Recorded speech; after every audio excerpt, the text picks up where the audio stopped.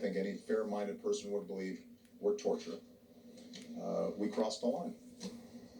And that needs to be. I like the tone. We crossed the line. And not like, there was a torture program, and these animals, these subhumans, will be made an example of. We're supposed to be better than our enemies, not worse. You're supposed to have values, and you're supposed to practice them when the chips are down. That's why they're values. And as John Stewart pointed out, if you don't follow your values when things are hardest, then they're not values, they're hobbies. That's the tone he should have. And he's like, we had a worldwide torture program. That needs to be understood and accepted. So you know what it doesn't need to be? I guess prosecuted. He had a worldwide torture program that needs to be understood, not prosecuted. You mean like Fast and Furious? You mean like weaponizing the IRS? Techniques that I believe, and I think any fair-minded person would believe, were torture. Right. We crossed the line. Oh, yeah. Crossed the line. And that needs to be. What he's saying is all the things that Trump was elected for. Trump never got us into one of those wars. He's been trying to get us out. Trump doesn't believe in torturing people. But if you listen to the Democrats, they'll tell you Trump is the Obama and Obama's the Trump. Obama, who was funding ISIS. Obama, who went into Benghazi and killed Gaddafi because he wanted the United States to pay for oil in golden dinars. He wasn't going to accept our phony fiat currency proffered by a bunch of shysters in the phony Federal Reserve, tied to the Bank of corrupt England. And this shill, this Akhenaten, this lying rat Obama, who on one hand speaks like he's a populist for the proletariat, but in reality, he was the biggest corporate suck-up that ever came by. All the things you want to say bad about Trump, you can never accuse him of that. He came to the party with his own money, in his own carriage. Not like Cinderfella here, who was a dirt poor, street urchin, bullhorn, bullshit artist, and by the way, was a criminal before he became that. Read about his ties to Bill Ayers and the Weather Underground. When I sit here and listen to this pompous jackass, in a little bit he's going to say no one's above the law. Let me cut to that chase. Not prosecuted. Because that's beautiful. He says nobody's above the law. Right? So, Barr, I hope you're listening. About every American. And that they care deeply about this democracy. Yeah, Joe and Kamala care about all of you. They don't give a shit about anybody. No one, including the president, is above the law. Did you hear that, Barr? Did you hear that, Durham or Dunham, whatever your name is? He just said he's not above the law. Now, I get the kind of feeling he just smacked you in the face with a gauntlet. No president's above the law? Why isn't George Bush in jail? No president's above the law? Why isn't Bill Clinton in jail? On sodomy alone, he should be in jail.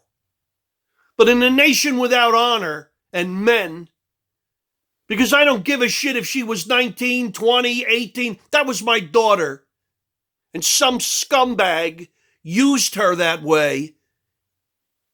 Will he disappear from the planet? And I don't give a shit what his title is. But there ain't any men left in this country. The testicles are in the hands of somebody's law firm, like our crooked FBI. James Comey, a hero of our day. McCabe, Strzok. When he said we're not going to let Trump win, they were worried about that gravy train ending. All you dummies out there didn't care about the politics of Trump. What they hated about Trump was he said they're stealing the kitchen utensils, and it's got to stop.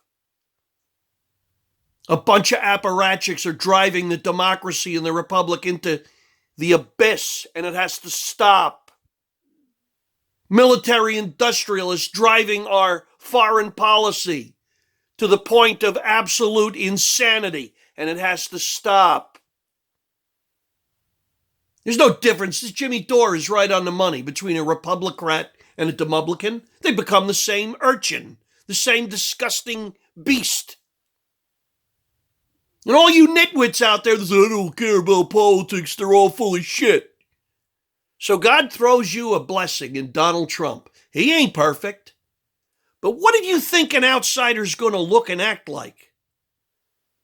See, because when you dress up nice like Obama, and you know when to pause for drama, and how to lower the inflection of your voice, and how to modulate your voice, so you sound so sincere, you're full of crap. If it quacks like a duck, right? So comes along a guy like Trump is not anything like them. How about bullhorn bullshit number one? George W. standing at ground zero. And the people that put these buildings down are going to hear from us soon. Well, they were the Saudi Arabians. You know how they heard from us? Airplanes full of cash and gold. That's how they heard from us. The two countries that have been promulgating violence against America, Iran and Saudi Arabia. Who did we beat up? Iraq and Afghanistan. So let me give you a intellectual peg point metaphor. So December 7th, 1941, the day that lived in infamy, the Japs bombed Pearl Harbor. By today's logic of our crooked politicians, we would have bombed China and said, well, they're Asians too, and never bombed Japan. That's the illogic of the perverted politics of our day. If there's any justice left in this democracy, this guy has to go to jail. And you could take George Bush and Hillary right alongside of him. You see, that's the difference, though, between a guy like me, who's somewhat conservative, and these lunatic libtards. They never indict their own. They never scream for justice for the sake of justice. And it's funny because they tend to be the artsy people, right? Artists, gratis, ars. Art for the sake of art. Well, how about justice for the sake of justice? Forget the politics. How about what's right as opposed to what's wrong? You lie to Congress, you go to prison. They lie to you, they get another 6 years, another 2 years. Then they get to live at Martha's Vineyard on 15-acre, $30 million estates like rock stars. How'd this guy accumulate that much money? Making $400,000 for 4 years, 8 years in the White House? That he's worth hundreds of millions of dollars, like the Clintons. It's legal for her to give a speech to the Russians and bang in $500,000 for a 20-minute speech.